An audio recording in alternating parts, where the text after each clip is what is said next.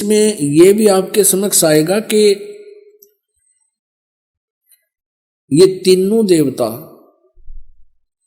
श्री ब्रह्मा, श्री विष्णु, श्री शिव जी पूरे ब्रह्मांड के संचालक हैं। और पवित्र ईसाई धर्म के इतिहास में भी उनका जिक्र है। भले ही उनका नाम नहीं है, नाम अन्य वो अपनी भाषा में कुछ भी लिख ले। अपने आत्माओं, परमात्मा ने आदम और हव्वा की उत्पत्ति की, जैसा पवित्र बाइबल में लिखा है, और फिर मनुष्यों की रचना करके सारे जो कुछ भी यहाँ बनाने थे बना के, चांद सितारे पृथ्वी आदि। तो परमात्मा जो सर्वश्रेष्ठी रचनहार है वो तो विश्राम कर लिया, उसने ऊपर तख्त पर चला गया। उसके पश्चात यहाँ इस काल भगवान ने बागडोर संभाल ली, ब्रह्म ने, जो श्री ब्रह्मा, श्री विष्णु, श्री शिव जी के पिताजी हैं।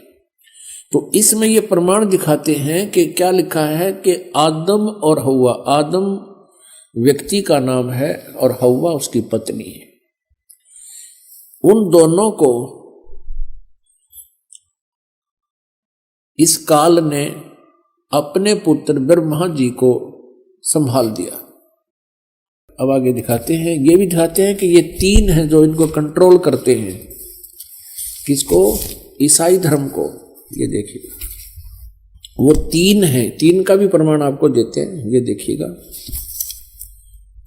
ये है 24 पृष्ठ और वही उत्पत्ति यानी जेनेसिस 17-18। तीन अतिथि। अब्राहम ममरे के बांज वृक्षों के बीच कड़ी धूप के समय तंबू के द्वार पर बैठा हुआ था अब्राहम। तब यूहन्ना ने उसे दर्शन दिया। उसने आंखें उठाकर दृष्टि की तो क्या देखा कि 3 पुरुष उसके सामने खड़े। ये तीनों ब्रह्मा, विष्णु, महेश।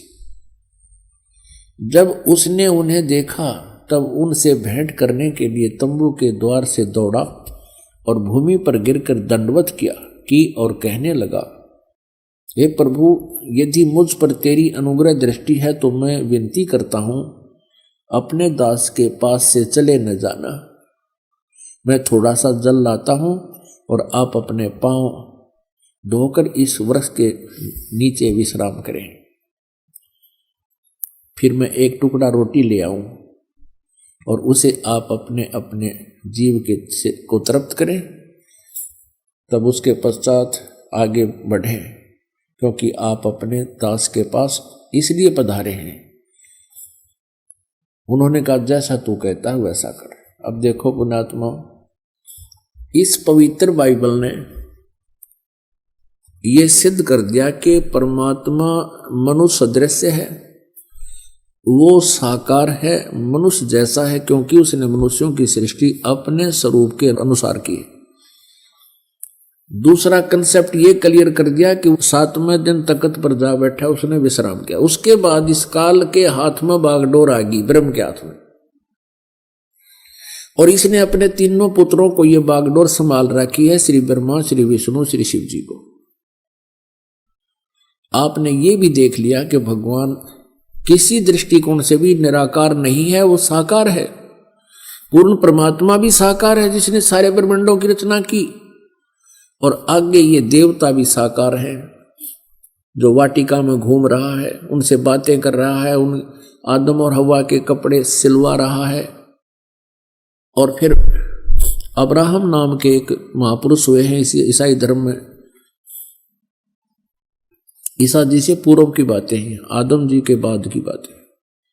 तो उसने देखा कि 3 भगवान खड़े सामने, उनको दंडवत प्रणाम किया। तो परमात्मा निराकार कहां से रहा? ये कहां से लाई ये सिद्धांत? ये था लोकवेद। लोकवेद वो होता है जो दंत कथा होती है, जो सदग्रंथों के विपरीत होता है, उसको लोकवेद